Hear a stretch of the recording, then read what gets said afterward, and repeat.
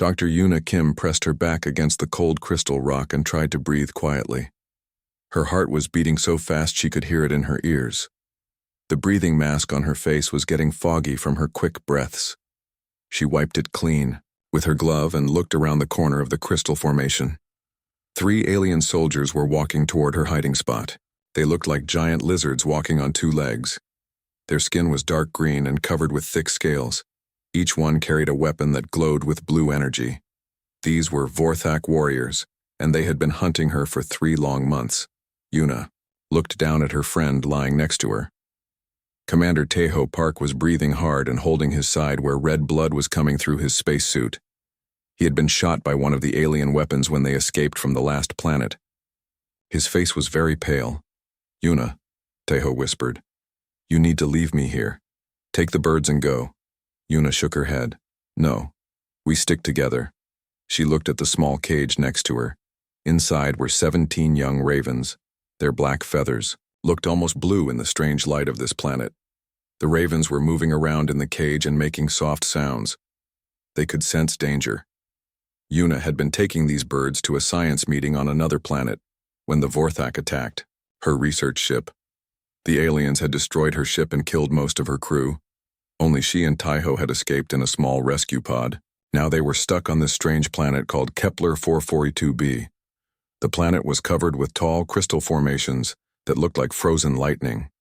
The sky was purple and had 2 small suns. The air was breathable for humans, but it felt different. Everything here felt different. Yuna heard the aliens getting closer. Their heavy boots made crunching sounds on the crystal ground. She could hear them talking in their strange language. It sounded like hissing and clicking sounds. "Human female," one of them called out in broken English. "We know you hide here. Come out now. Make this easy." Yuna closed her eyes and remembered her grandmother. When she was a little girl in Korea, her grandmother had taught her old songs for calling birds.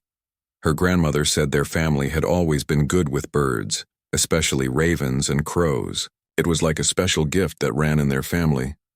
"Birds are smart," her grandmother used to say. "Smarter than most people think. They remember faces. They can solve problems. They can even teach other birds what they learn." The aliens were getting very close now. Yuna could see the blue glow from their weapons reflecting off the crystal walls. Taiho tried to sit up but fell back down with pain. Yuna made a decision that would change everything. She opened the cage. The 17 ravens flew out quickly. At first they seemed confused by the strange planet. The air was thicker here and the gravity was a little different. But ravens are very smart birds. They learn fast. Yuna started singing the old Korean song her grandmother had taught her. It was a song for calling ravens home. Her voice was quiet but clear in the thin air. The ravens heard her and flew in a circle above her head. Then something amazing happened. The nanobiological chips that Yuna had put in the birds for her research started working in a new way. These chips were supposed to help her study how birds think and learn. But here on this alien planet, with the strange energy in the air, the chips began to change. The raven's eyes started to glow with a soft light. They began to fly in perfect patterns around Yuna. She could feel something new in her mind. It was like hearing whispers from far away. The birds were trying to talk to her. One of the Vorthak soldiers came around the corner of the crystal formation. He raised his weapon and pointed it at Yuna. The blue energy began to charge up with a humming sound. "Found you, human," the alien hissed. But before he could fire, the ravens dove down at him. They were not attacking to hurt him. They were being much smarter than that. They flew around his head in fast circles, making it impossible for him to aim. Their black wings blocked his view completely. The other 2 aliens came running to help their friend. But more strange things started happening. The ravens were learning the layout of the crystal maze very quickly. They flew away and came back with information about where each alien was standing.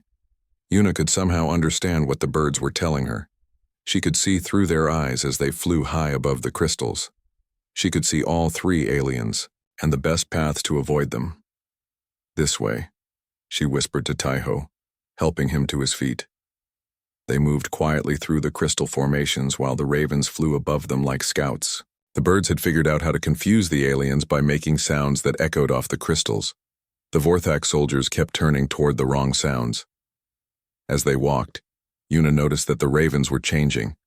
They were getting a little bigger and their feathers were becoming darker. The strange energy of this planet was making them adapt very fast. Their eyes glowed brighter, and they seemed to understand more complex ideas. One raven landed on Yuna's shoulder and looked directly into her eyes. For a moment she felt like she could read its thoughts. The bird was not just smart. It was becoming something more than just a bird. They reached a small cave in the crystal wall. Yuna helped Taiho inside and the ravens followed them. From the cave, they could hear the aliens still searching and calling to each other in their strange language. Yuna looked at the 17 ravens gathered around her in the cave. They were all watching her with their bright, intelligent eyes. She realized that everything had just changed. These were not just ordinary birds anymore. The nanochips, the alien planet, and her grandmother's old songs had created something new. Something that the Vorthak Empire had never seen before. Something that would make them very sorry they had decided to hunt a human across the galaxy. The ravens made soft sounds to each other, and Yuna understood that they were making plans. They were going to help her escape this planet. But more than that, they were going to help her fight back. The hunt was about to become much more interesting. 3 weeks had passed since Yuna and Taiho escaped from Kepler 442b. Now they were hiding in deep caves on a desert moon called Xerion Prime.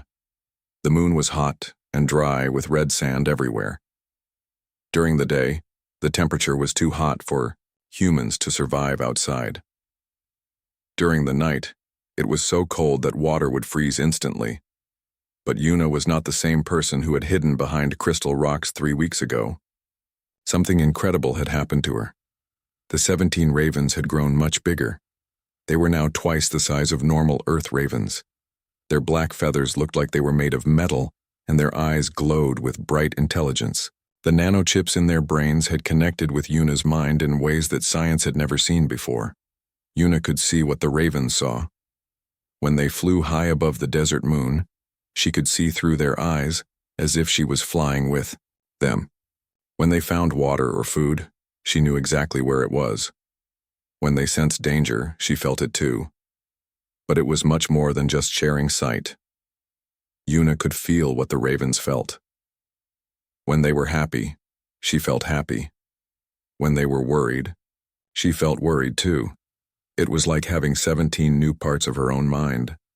The ravens had also learned to understand human speech perfectly. When Yuna talked to them, they listened carefully and seemed to understand every word. They had even started making new sounds that were almost like trying to talk back to her.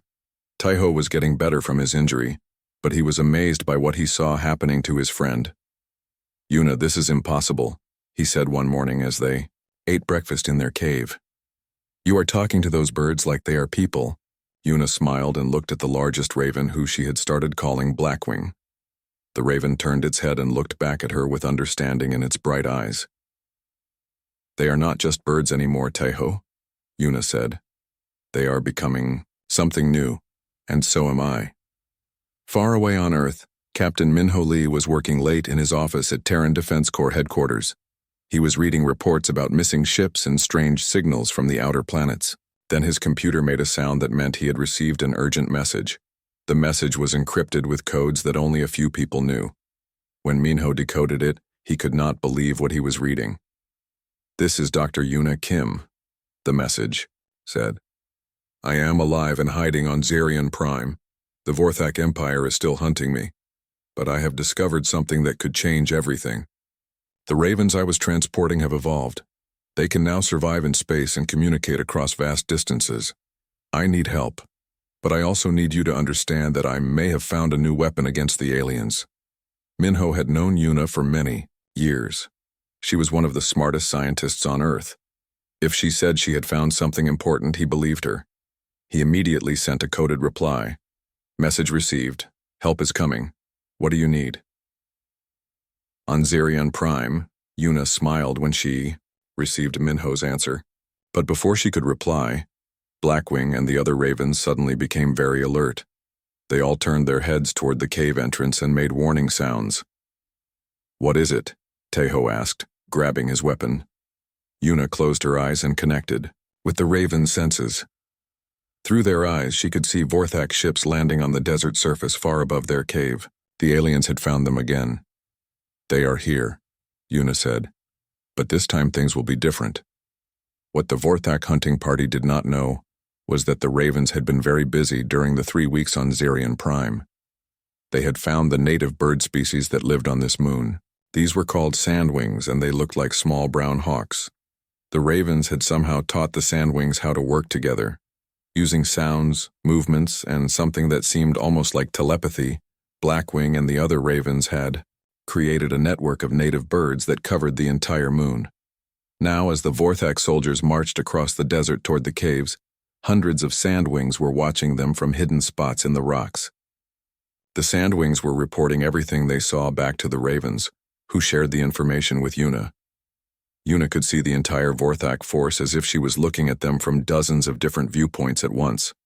She knew exactly how many soldiers there were, what weapons they carried, and which direction they were moving. War Commander Thexval led the Vorthak hunting party. He was larger than the other aliens, with darker scales and scars from many battles. He had been hunting Yuna for months and was getting very angry that one human female kept escaping from him. "Spread out," Thexval ordered his soldiers. "The human is hiding in the cave system. We will smoke her out." But as the Vorthak soldiers spread across the desert, something strange started happening. The sandwings began flying in coordinated patterns above them. At first, the aliens ignored the small birds, but then the birds started diving at their equipment. The sandwings were not attacking the soldiers directly. Instead, they were targeting the aliens' communication devices and sensors. The small birds flew with perfect precision, knocking important equipment out of the soldiers' hands or covering their sensors with sand. Within minutes, the Vorthak soldiers could not communicate with each other or use their advanced technology to track Yuna. Deep in the caves, Dr. Sora Choi was analyzing data that Yuna had transmitted to Earth. Sora was a specialist in how minds work, and what she was seeing in Yuna's brain scans was impossible, according to everything science knew. Yuna's brain was creating new connections at an incredible rate. Parts of her mind that normally only worked with human thoughts were now processing information from bird brains. She was literally becoming a hybrid consciousness that could think like both a human and a bird at the same time. "This changes everything we know about evolution and consciousness," Sora said to herself as she studied the data. Yuna is not just communicating with the birds. She is becoming part of a collective mind that includes multiple species. Back on Xerion Prime, Yuna stood at the entrance of her cave and watched the chaos above. The Vorthak soldiers were stumbling around in the desert, unable to coordinate their search because the sandwings had disabled their equipment. But Yuna knew this was just the beginning. Through her connection with the ravens, she had sensed something much bigger happening across the galaxy. The ravens were not just learning from the birds on this moon. They were somehow connecting with bird species on other planets too. Yuna looked at Blackwing, who was perched on her shoulder. The large raven looked back at her with eyes that held intelligence far beyond any normal bird. "You are building something, are not you?" Yuna asked quietly. Blackwing made a sound that was almost like human speech, and somehow Yuna understood that the raven was saying yes. The hunt was becoming something much bigger than the Vorthak Empire had ever imagined. They thought they were chasing one human scientist. They had no idea they were about to face a new form of intelligence that could span across worlds. Yuna moved through the thick jungle of Verdania like a shadow. The trees were so tall that their tops disappeared into the clouds above. Thick vines hung down everywhere, and the air was hot and wet. Strange flowers glowed with soft colors in the dim light that filtered through the leaves, but Yuna was not alone in this jungle. Above her head, thousands of native birds moved through the trees with her. These jungle birds looked different from Earth birds. Some had bright blue and green feathers that sparkled like jewels. Others were pure white with long trailing tails. Many had crests of colorful feathers on their heads. All of them were watching the Vorthak soldiers who were hunting through the jungle below. It had been 2 months since Xerion Prime. Yuna and her ravens had escaped from 4 different planets. Since then, each time the same thing happened. The ravens would find the native bird species and somehow teach them to work together. Within days, Yuna would have hundreds or thousands of new eyes and ears helping her. Blackwing perched on a branch next to Yuna's head. The large raven had grown even bigger and smarter. Now he was almost the size of an eagle, and his eyes glowed with an intelligence that seemed almost human. "How many soldiers?" Yuna whispered to him. Blackwing made a series of clicking and whistling sounds. Yuna understood perfectly. There were 47 Vorthak soldiers spread through this section of jungle. They had weapons that could burn down trees, and they were moving in a pattern that would trap her against the river. But what the aliens did not know was that every bird in the jungle was part of Yuna's network now. She could see through hundreds of eyes at once. She knew where every soldier was, what direction they were moving, and what they were planning to do. Through the eyes of a bright red parrot, Yuna watched War Commander Thexavol giving orders to his troops. The big alien was getting more frustrated with each failed hunt. He had brought more soldiers this time and better weapons. He was sure he would finally catch the human female. Yuna smiled. She had learned so much in the past 2 months. The connection with the birds was getting stronger every day. Sometimes she felt more like a bird than a human. She could predict weather changes by feeling air pressure. She could find water by following magnetic fields. She could sense danger from miles away. On Earth, Lieutenant Jiho Ryu was staring at his sensor readings in confusion. He worked at the long-range detection center that watched for threats coming toward Earth. But what he was seeing made no sense. "Sir," Jiho called to his supervisor, "you need to look at this." His supervisor, Colonel Day, came over to look at the display screens. "What am I looking at, Lieutenant?" "Gravitational anomalies, sir. They are appearing in star systems where Dr. Kim has been detected. But the patterns are impossible. It looks like something is bending space itself." Colonel Day frowned as he studied the data. "Are you saying that birds are affecting gravity?" "I do not know what I am saying, sir. But the math is clear. Wherever large flocks of birds move in coordinated patterns, space-time gets twisted.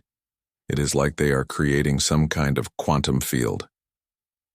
Back on Verdania, Yuna was experiencing something that no human had ever felt before. As she moved through the jungle, she was not just connected to the birds on this planet. She could feel connections reaching across space to birds on other worlds. The ravens she had left on Zerion Prime were still there, still connected to her mind. The sandwings on that desert moon were part of her network too. And now she was beginning to sense something even more amazing. Birds on planets she had never visited were somehow becoming aware of her. Through Blackwing's enhanced senses, Yuna felt a new presence joining the network. Somewhere on a frozen planet called Icarus 7, a flock of white Arctic birds had suddenly started behaving in coordinated patterns. They had never met Yuna or her ravens, but somehow the network was spreading on its own.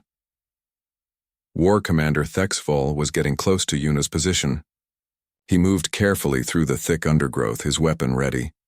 He had been hunting this human for months, and he was tired of her tricks. "Human," he called out in his hissing voice. "I know you are here. Your bird pets cannot hide you forever." But, as Thexvol stepped into a small clearing, something impossible happened. The jungle around him exploded into motion. Hundreds of birds burst from the trees all at once, but they were not attacking him. Instead, they were flying in perfect geometric patterns above his head. The patterns were so complex and precise that they created optical illusions. Thexvol could not tell which direction was up or down. The coordinated bird flight was bending, light in ways that made the jungle seem to spin around him. Other Vorthak soldiers throughout the jungle experienced the same thing. Everywhere they looked, birds were flying in patterns that confused their senses and made it impossible to aim their weapons. From her hiding spot high in the trees, Yuna watched through dozens of bird eyes as the alien soldiers stumbled around, in confusion. But she was also feeling something new and strange. The network was growing stronger than she had ever imagined possible. Through quantum connections that science could not explain, Yuna's consciousness was now spread across 17 different star systems. On each world, bird species were joining the network and sharing their knowledge with each other. Arctic birds on ice planets were teaching jungle birds about survival in extreme cold. Desert birds were sharing knowledge about finding water with forest birds. Ocean birds were teaching land birds about navigation using star patterns. The network was becoming a collective intelligence that included millions of individual birds across dozens of worlds. And at the center of it all was Yuna, the human who had accidentally created something that had never existed before. Captain Minho Lee received another encrypted message from Yuna. This time, the message was different. It was not just text. Somehow, Yuna was transmitting sensory data that let Minho experience what it felt like to see through bird eyes. For a few seconds, Minho felt like he was flying high above Verdania's jungle canopy. He could see the curvature of the planet below and feel air currents with incredible sensitivity. The experience was so overwhelming that he had to sit down. "What is happening to her?" Minho whispered to himself. But the most amazing thing was still to come. As Yuna sat in her tree on Verdania, surrounded by her network of allied birds, she sensed something that made her gasp. Far across the galaxy, the Vorthek Empire was gathering its largest hunting fleet ever assembled. Supreme Admiral Kethmore had decided that one human was causing too much trouble. He was bringing 300 warships to end this hunt once and for all. Through the network, Yuna could sense the massive fleet moving through hyperspace toward the Centauri sector. The aliens thought they were bringing overwhelming force against a single human and some trained birds. They had no idea that they were about to face something that had never existed in galactic history. An intelligence that spanned star systems. A consciousness that included millions of individual minds working as one. Yuna stood up on her branch and looked toward the sky. Through the jungle canopy she could see stars beginning to appear as night fell on Verdania. "Let them come," she said quietly to Blackwing. "It is time to show them what happens when you hunt a human who has learned to fly." Above her head, the night sky began to fill with the shapes of countless birds, all moving in perfect coordination toward an appointment with destiny. Professor Hyun Kang sat in his laboratory at Seoul Xenobiology Institute and watched the most impossible data he had ever seen.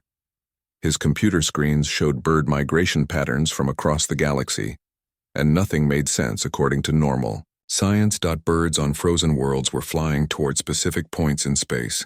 Ocean birds on water planets were diving deep and then shooting up toward the sky in perfect formations. Desert birds were gathering in huge flocks and flying in circles that created strange energy readings. "This cannot be real," Hyun said to his assistant. "Birds do not coordinate across different star systems. They do not even know other planets exist." But the data was clear. Something was calling birds from 47 different worlds to move in ways that had never been seen before. The patterns were so complex that Hyun's computers could barely track them all. What Hyun did not know was that this was just the beginning of something that would change the galaxy forever. Far away in the Vorthak Empire, Supreme Admiral Kethmore stood on the bridge of his flagship and looked at the largest war fleet ever assembled to hunt a single target. 300 warships stretched out in perfect formation around his command vessel.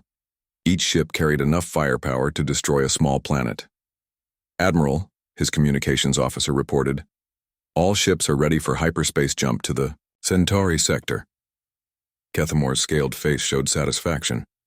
He had grown tired of reports about one human female escaping from his hunting parties. This time there would be no escape.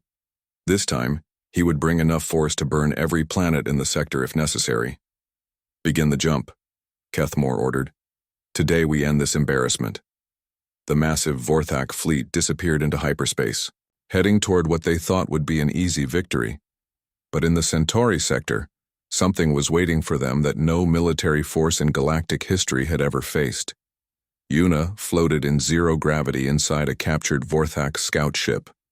She had learned to modify alien technology using knowledge shared through the bird network. Birds on different worlds had explored crashed ships and somehow learned how the technology worked. Through the network, this knowledge had reached Yuna. Around her, 17 of her original ravens floated in the ship's cabin. But these were no longer the small birds she had rescued months ago. Each raven was now the size of a large eagle, with metallic-looking feathers and eyes that glowed with intelligence that seemed almost human. Blackwing, the largest of them all, perched near Yuna's head and made complex sounds that she understood perfectly. "Yes," Yuna replied to his question. "They are coming, 300 ships, but are our friends ready?" Through the network, Yuna could sense the answer. Across dozens of star systems, billions of birds were moving toward the Centauri sector. They were not just flying through space somehow, they had learned to survive in the vacuum between stars. The nanobiological chips that Yuna had originally put in her ravens had spread through the network in ways that science could not explain. Birds across the galaxy were evolving at impossible speeds, adapting to survive in conditions that should have killed them instantly. Captain Yuna Moon commanded the Terran research vessel Sejong, which was monitoring the edge of the Centauri sector. She had been ordered to observe and report on whatever happened when the Vorthak fleet arrived. "Captain," her sensor officer called out, "I am getting readings that make no sense. There are massive objects moving toward our position, but they are not showing up as ships." Yuna looked at the sensor displays and frowned. "What kind of objects?" "I do not know, Captain. They are organic, but they are huge. Some of them are the size of asteroids, but they are moving in coordinated patterns." As Yuna watched, the first wave of what looked like a massive dark cloud began to enter the Centauri sector. But as the objects came closer, she realized what she was seeing. Birds. Millions and millions of birds, flying through space in formations so dense they looked like solid objects on the sensors. "How is this possible?" Yuna whispered. The birds had somehow learned to create protective fields around themselves that let them survive in space. They moved in groups so large that they had their own gravitational effects, and they were all heading toward the same point where the Vorthak fleet would arrive. On Earth, Lieutenant Jiho Ryu was watching his gravitational sensors go completely crazy. The readings were so extreme that he thought his equipment was broken. "Sir," Jiho called to Colonel Day, "the gravitational anomalies are off the charts now. It looks like something is creating artificial gravity wells throughout the Centauri sector." Colonel Day studied the data with amazement. "Lieutenant, these readings suggest that living creatures are somehow manipulating space-time itself. That should be impossible." "Yes, sir. But the math is clear. Those bird formations are not just flying in patterns. They are creating geometric shapes that focus gravitational forces. They are turning biology into physics." Back in space, Yuna felt the moment when the Vorthak fleet dropped out of hyperspace. Through millions of bird eyes, she could see the 300 alien warships appearing in the sector like dark metal stars. Admiral Kethmore stood on his bridge and looked at his tactical displays with confusion. His sensors were detecting massive objects throughout the sector, but they were not showing up as ships or space stations. "What are those readings?" Kethmore demanded. "Unknown, Admiral," his tactical officer replied. "They appear to be organic, life forms, but the size readings cannot be accurate. Some of these objects are larger than our biggest battleships. Organic life forms cannot survive in space," Kethmore said angrily. "Check your equipment." But before his officers could respond, the space around the Vorthak fleet began to change. What had looked like empty space suddenly filled with movement. Dark shapes began appearing from every direction, moving in patterns that were too complex for the alien computers to track. The Vorthak had expected to find one human hiding on a planet somewhere. Instead, they found themselves surrounded by clouds of living creatures that filled the entire sector. Yuna stood up in her captured scout ship and spoke into the communication system. Her voice was transmitted on all frequencies simultaneously, reaching every ship in the Vorthak fleet. "I am Dr. Yuna Kim," she said calmly. "You have hunted me across the galaxy. You destroyed my ship and killed my friends. You thought you were chasing one human with some trained birds." Through the network, Yuna could see the panic starting to spread through the alien fleet as their sensors showed them the impossible truth. They were not facing one human. They were facing a collective intelligence that included billions of individual minds working as one. "You made one mistake," Yuna continued. "You forgot that humans do not just survive. We adapt. We learn. We make friends. And sometimes those friends can fill the sky. As if responding to her words, the bird formations around the Vorthak fleet began to move in perfect synchronization. They created patterns so complex that they started to bend light itself. The stars seemed to shift position as gravitational forces twisted space around the alien ships.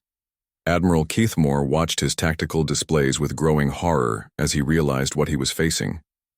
This was not a battle between ships and weapons. This was something completely new, something that his empire had never encountered before. All ships, Keithmore ordered, prepare to engage the enemy. But as his weapons officers tried to target the bird formations, they discovered something that would change warfare forever. The formations moved as if they could predict where the weapons would fire before the triggers were pulled. Through the network, Una could sense the thoughts and intentions of every alien in the fleet. The collective intelligence could process information faster than any computer, predict actions before they were taken, and coordinate responses across millions of individual minds simultaneously. The Vorthak Empire had brought 300 warships to hunt one human. They were about to learn that they had brought far too few. The final battle began with a single message that Una transmitted across all frequencies to every ship in the Vorthak fleet. Her voice carried harmonics that registered on frequencies only birds could hear, making her words sound like they came from the stars themselves. "You hunted one human across the galaxy," Una said, her voice calm and steady. "Now, face the awakened sky." Admiral Keithmore stood on his flagship bridge and watched his sensor displays fill with impossible readings. The space around his 300 warships was alive with movement. Billions of birds surrounded the fleet in formations so dense they blocked out the stars. "All ships open fire," Keithmore ordered desperately. The Vorthak fleet unleashed enough firepower to destroy a dozen planets. Blue energy beams and plasma missiles shot out in every direction.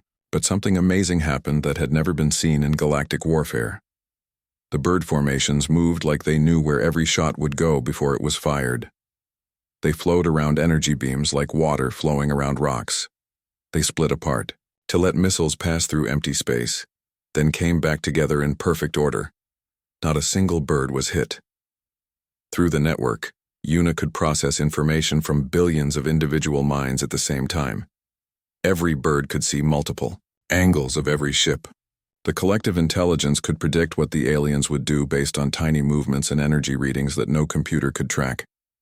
"Impossible," Admiral Keithmore hissed as he watched his weapons fire uselessly into empty space. But the birds were not just avoiding the attacks.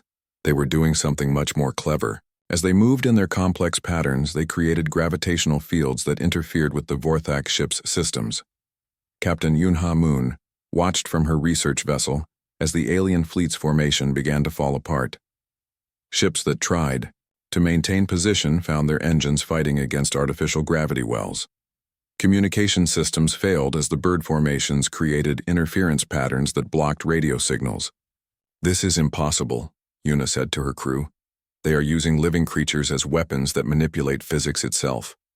On his flagship, Admiral Keithmore realized that his massive fleet was being defeated by an enemy that used no traditional weapons at all. The birds were simply flying in patterns that made it impossible for his ships to function properly. "Sir," his tactical officer reported, "our shields are failing. The gravitational interference is overloading our power systems." "How can birds create gravitational fields?" Keithmore demanded.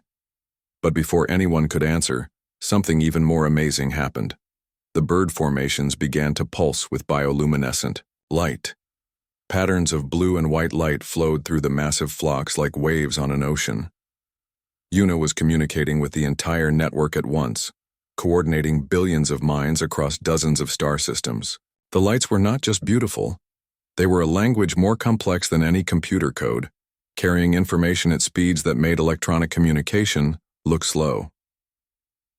Through this living communication network, Una gave a single command to every bird in the galaxy: disable their ships. Do not harm the crews. What followed was the most precise military operation in galactic history. The bird formations moved with perfect coordination to disable every single Vorthak warship without killing anyone inside. They covered sensor arrays with their bodies, blocking the ship's ability to see. They flew into engine intakes, forcing the ships to shut down their propulsion systems. They landed on communication antennas and used their own bioelectric fields to jam all signals. Within 1 hour, the entire Vorthak fleet was floating helplessly in space. 300 of the most advanced warships in the galaxy had been defeated by creatures that weighed less than a kilogram each. Admiral Minsu Pak arrived with the Terran Space Navy fleet just as the battle was ending. He had expected to find a massive space battle with explosions and destroyed ships. Instead, he found something that looked like a peaceful gathering. The Vorthak fleet hung motionless in space, surrounded by clouds of birds that pulsed with gentle light. There was no debris, no explosions, no signs of violence at all. "Admiral," his communications officer reported, "we are receiving a transmission from Dr. Kim." Yuna's voice came through clearly. "Admiral Pak, the Vorthak fleet has been neutralized. No lives were lost on either side. I am boarding their flagship now." Minsu watched in amazement as a small scout ship approached the largest Vorthak vessel. Somehow Yuna had learned to operate alien technology perfectly. Aboard the Vorthak flagship, Admiral Kethamore stood in his command center and watched the impossible happen. A human woman materialized in front of him through some kind of teleportation, technology that his scientists did not understand. But Yuna was no longer the desperate fugitive who had fled from Vorthak research facilities months ago. She stood before the alien admiral with confidence that came from being connected to billions of minds across the galaxy. Her eyes held the same intelligence that glowed in her raven's eyes. Her movements had the fluid grace of a bird in flight. She was still human, but she had become something more. "Admiral Kethamore," Yuna said, her voice carrying harmonics that made the alien's scales tingle. "Your empire came to hunt one human. Instead, you found something your people have never encountered before." "What are you?" Kethamore asked, his voice showing fear for the first time in his military career. "I am what happens when humans adapt," Yuna replied. "Your people studied human potential in your laboratories. You wanted to understand what makes us dangerous. Now you know." Through the network, Yuna could sense every alien on every ship in the fleet. She could read their emotions, understand their thoughts, and predict their actions. The collective intelligence had grown beyond anything that had ever existed in the galaxy. "Humans do not just survive," Yuna continued. "We bond, we adapt, we become more than the sum of our parts. You hunted me across worlds, and in doing so you taught me to unite species that had never worked together before." Kethamore looked around his bridge at his officers who were staring at the human female with a mixture of fear and awe. "What do you want from us?" he asked. "I want your empire to leave human space and never return," Yuna said simply. "I want you to tell your leaders that Earth is protected by forces they cannot understand or defeat, and I want you to remember that the next time you think about hunting humans, the sky itself might turn against you." Through the viewports of the flagship, Kethamore could see the bird formations still surrounding his fleet. Billions of eyes watched him from creatures that had somehow learned to survive in space and work together across impossible distances. "Your fleet will be escorted to the edge of human territory," Yuna said. "Your ships will be repaired and your crews will be fed. But you will leave and you will not return." As Yuna spoke, repair birds began landing on the damaged Vorthak ships. These birds had somehow learned to fix alien technology using tools they carried in their beaks. They worked with precision that amazed the alien engineers. Admiral Kethamore realized that he was not just facing a new weapon or a new technology. He was facing a new form of life that could adapt to anything and turn the environment itself into an ally. "The Vorthak Empire accepts your terms," he said quietly. 3 days later, the Vorthak fleet limped away from human space, escorted by clouds of birds that made sure they kept going. The aliens would never return, but the galaxy had changed forever. Word spread quickly through interstellar communication networks about the human who could command birds across multiple star systems. Some species called her a goddess, others called her a new form of evolution. Children on human colonies would look up at flocks of birds and remember the story of Dr. Yuna Kim, who proved that humanity's greatest strength was not in weapons or technology, but in the ability to make friends with other species and create bonds that could span the stars. The corvids still fly between worlds, carrying messages in languages both ancient and newly born. They are guardians of a peace purchased not with violence but with understanding between species that had never communicated before.